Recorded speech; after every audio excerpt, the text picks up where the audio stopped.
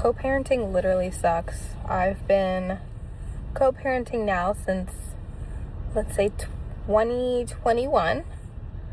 I've been ordered to pay my ex-husband child support since 2023.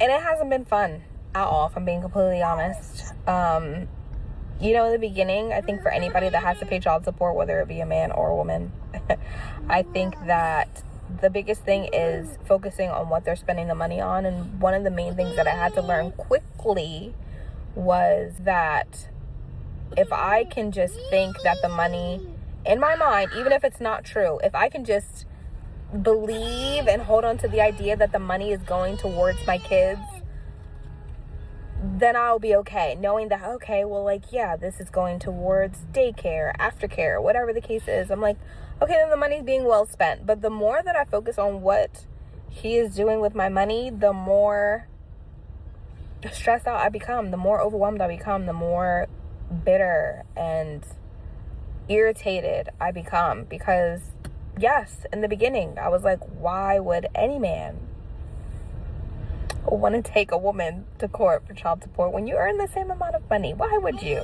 right?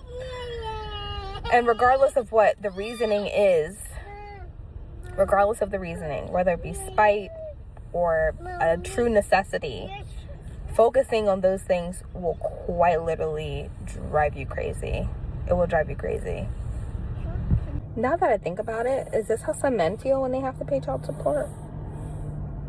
I'm just curious. But if you guys have any questions, please comment. And Boy, the amount of men that I done spoke to that are absolutely brokenhearted and devastated that not only do they have to fight to see their kid, but they also have to pay an egregious amount of money in child support.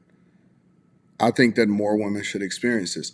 I believe that it should completely change since people are advocating against updating family court laws. I believe that in order to ensure that everybody has the child's best interest at heart, that it should change from time to time. So 1 or 2 years you get the primary custody and then you pay child support, and then the next 1 or 2 years they get primary custody and child support. And that's the only way that people are going to understand, because everybody is operating from a position of ignorance until they're in it. And so now that this woman has to pay $1,600 a month in child support, she's brokenhearted because she wants to make sure that every single dime that she's sending him, that she can monitor to ensure that it's going towards a child.